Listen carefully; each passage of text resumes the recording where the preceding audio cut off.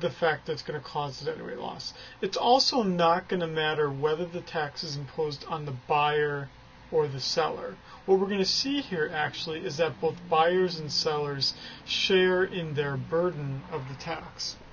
Okay, so let's start out with an easy one and talk about the specific tax. Okay.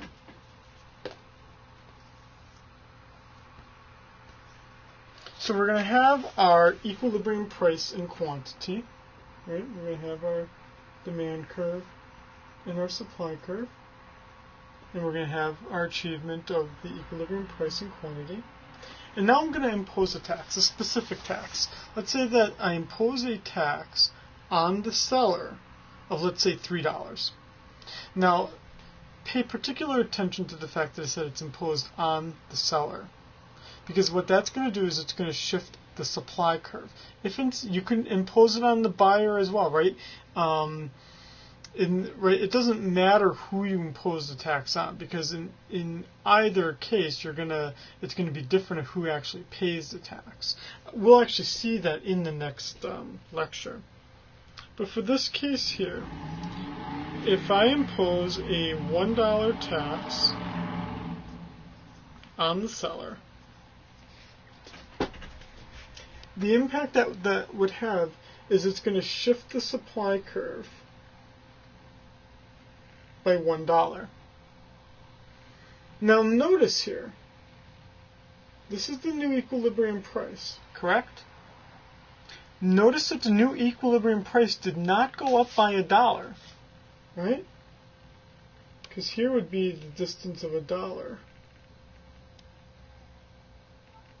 Now let's talk about what's all going on here.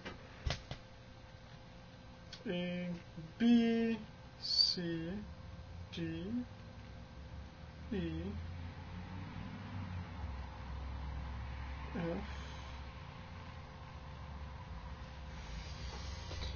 F, the consumer surplus. The consumer surplus is now going to be area A, right after the tax. What about the producer surplus? Producer surplus is now just area F, above the supply curve, right, to the price that they're actually going to receive after taxes, right? Because they have to pay this $1, right? The government's going to want that $1. So all they're going to get is F at the end of the day, right? The difference between this and the price after they paid the $1. They might actually collect the $1 from the consumer, right? But they're going to have to, they're legally responsible for paying that tax.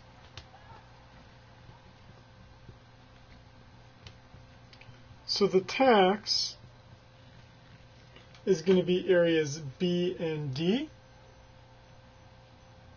And look at our old friends C and E. That's our deadweight loss.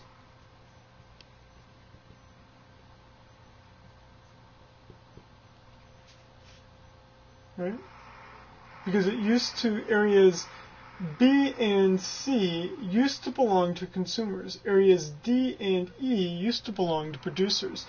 B and D were transferred to the government. That's a transfer that's not part of the deadweight loss. C and E, though, is more concerning, and that would be what we're trying to minimize as a government, is we're trying to minimize the deadweight loss. Now, hopefully, area B and D are being used to produce something. Sorry, fire truck. Area B and D are being used to, help asthma sufferers or teach kids not to smoke. Right? They're trying to do something to reduce what this tax is imposed to do. Okay, so the other way that we could look at this, very briefly, is you could have a ad valorem tax, or a percentage of the purchase price tax.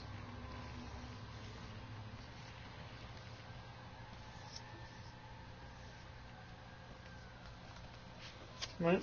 So we'd still have our supply and demand curve. Except now, if I impose a 5% sales tax,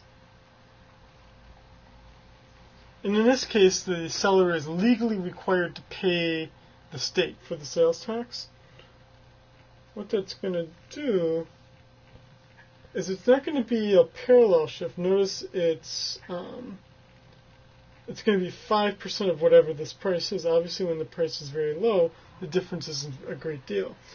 5%, though, in terms of dollars, would be a great deal when the price is very high. But the same rules apply here.